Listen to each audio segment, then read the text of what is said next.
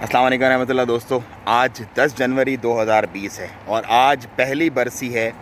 اس جدید عمان کے علمبردار اور بانی کی، سلطان قابوس بن سعید المعظم کی، اللہ تعالیٰ انہیں غریق رحمت کرے اور ان کے درجات بلند فرمائے۔ وہ ایک بہت دور اندیش اور ایک آپ کہہ لیں کہ بہت ہی زیادہ علم و حکمت رکھنے والے شخص تھے، اور انہوں نے کس طرح سے اس بیلوں میں بٹی ہوئی قوم کو یکجا کر کے اور ایک منظم اور ایک بہت ہی زیادہ عزت دار قوم بنا دیا۔ مطلب جب انہوں نے ٹیک اوور کیا اس وقت بہت زیادہ لڑائی جھگڑے اور پریشانیاں تھیں، اور اب آپ دیکھیں الحمدللہ عمان کو پوری دنیا ایک بہترین سفارتکار کے طور پہ جانتی ہے اور ایک جدید ملک ہے۔ مطلب تمام ٹیکنالوجیز، تمام تر چیزیں، انفراسٹرکچر وغیرہ سب کچھ بہترین ہے، بہترین۔ ان کی دور اندیشی کا اندازہ آپ اس بات سے بھی لگا سکتے ہیں کہ انہوں نے اپنا جو جانشین ہے وہ اپنی زندگی میں ہی کیسے چنا، اور الحمدللہ اس قدر بہترین چنا کہ سلطان حیثم بن طارق کی قیادت میں عمان مزید ترقی کر رہا ہے۔ مطلب اس کی ترقی میں کوئی فرق یا کوئی پریشانی کا سامنا نہیں کرنا پڑا، ایک سموتھ ٹرانزیکشنز ہوئی، اور اس کے بعد اب عمان پھر سے سکسیڈ کر رہا اور اپنی ترقی کی راہوں پر گامزن ہے۔ یہ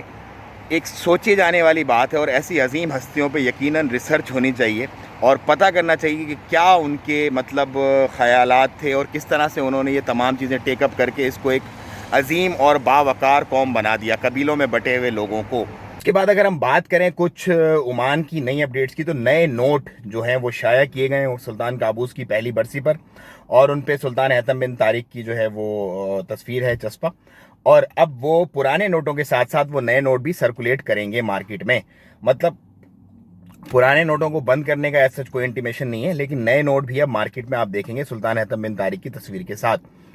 اس کے ساتھ ہی ساتھ کچھ پوسٹیں ایسی ہیں جیسے کہ فیول اسٹیشن مینیجر کی، اور آپٹکس کے مطلب چشمے والوں کی جو دکانوں کے کام اور سیلز وغیرہ کرتے ہیں، ان کی پوسٹ پہ اب صرف اور صرف عمانی ہی کام کر سکیں گے۔ دوسرے جو خارجی ہیں ان کے ویزاز جو چل رہے ہیں ایگزسٹنگ، وہ چلتے رہیں گے، نئے ویزا ایشو نہیں ہوں گے، اور جب جن کے چل رہے ہیں آلریڈی وہ جب جن کے ختم ہو جائیں گے تو پھر وہ رینیو بھی نہیں ہوں گے۔ یہ کچھ معاملات تھے۔ اس کے علاوہ ویزاز وغیرہ جو ہیں فیملیز کے اور دوسرے وغیرہ وہ چل رہے ہیں ویسے ہی جیسے چل رہے تھے الحمدللہ۔ کچھ اسٹرین کی وجہ سے پرابلم آئی تھی لاسٹ ویک میں، جو 2 ہفتے پہلے ایئرپورٹ کو بند کیا گیا تھا، لیکن اب سب کچھ سموتھ ہے، سب کچھ پرفیکٹلی چل رہا ہے۔ بس خیال تھوڑا سا رکھیں، کیسز بھی آج 500 پلس ہوئے ہیں اور 3 ڈیتھ ہوئی ہیں، کیونکہ 3 دن کا رزلٹ جو ہے وہ ٹوٹل آج آیا ہے، اور مطلب معاملات کنٹرولڈ ہیں الحمدللہ، لیکن پھر بھی احتیاط جو ہے وہ واحد علاج ہے۔ میں ایک ڈاکومنٹری دیکھ رہا تھا، اس میں یو ایس اے میں ایک لڑکی نے مطلب ویکسین کا ڈوز لیا آلریڈی، 2 ڈوز اس کو لگنے تھے، ایک ویکسین کا اس کا ڈوز لیا اس نے، اس کے بعد اس کی پوری فیملی کو کووڈ پازیٹیو آیا۔ اس لڑکی کو سمٹم نہیں تھے، لیکن وہ گئی دوبارہ سے، جب اس نے اپنا ٹیسٹ کروایا تو اس کا ٹیسٹ پھر کووڈ پازیٹیو آ گیا۔ ویکسین کے بعد بھی کووڈ پازیٹیو ہو سکتا ہے، سچ کوئی پرابلم نہیں ہے۔ یہ میں یو ایس اے کا کیس بتا رہا ہوں، اس کی عمان کی یا پاکستان کی بات نہیں کر رہا میں آپ سے۔